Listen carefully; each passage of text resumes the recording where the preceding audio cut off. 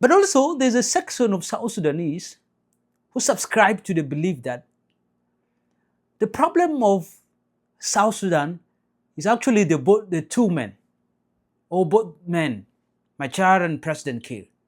They are the major problem of of our country, South Sudan. That's what some people think. And the argument has been based on the fact that these people have been there right from the liberation war. They led the country into independence. They became the first leaders when the country gained independence. And because of their big hearts for power, they seems to have only focused on things that only benefit them. And that when they see that something does not get into their benefit, then they take the country back to war. And to so many South Sudanese, they hold the view that the problem of our country is both Machar and President Kiir. And such people believe that for us to have a lasting peace in South Sudan, for us to have a prosperous country, for us to have a country that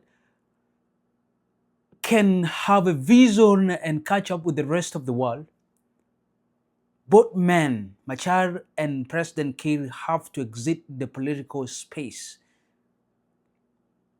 They don't have to be the leaders. They don't have to be the ones leading the country. They both must exit the politics of the country. That's what many people think.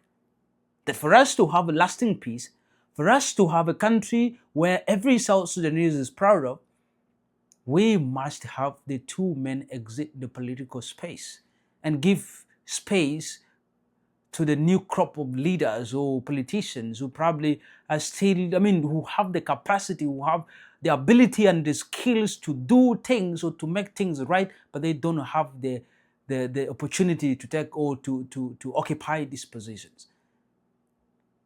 That's what many people think.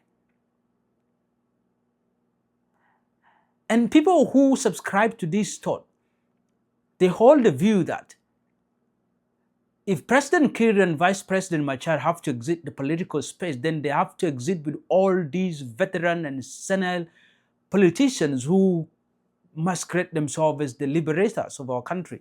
And thus, for us to have a lasting peace, it's not only Machar and Kiir, but Machar and Kiir, including all these senile and old leaders who always think that the only way to have a country, the only way to resolve problem is when they pick up arms. That's what so many people think.